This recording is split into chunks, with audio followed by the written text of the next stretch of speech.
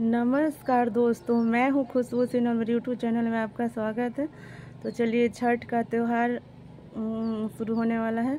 तो छठ की बहुत बहुत शुभकामनाएं आप सभी को। मैं छठ के त्यौहार पर आप सभी के लिए बहुत प्यारा गीत लेकर आई हूँ।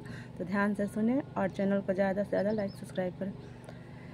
निर्धन पुकारे देवा दोनों कारा जुड़वाया, रग केरा बिरवा पूजन केरा बिरवा हो। कोढ़िया पुकारे देवा दोनों कारा जुड़वाया, रग केरा बिरवा पूजन केरा बिरवा हो।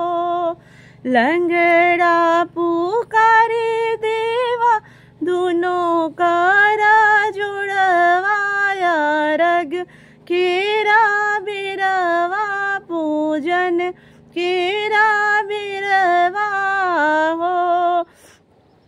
उगिए सूरज देवा भोरे बीनु सरवा, रग केरा बिरवा पूजन केरा बिरवा हो।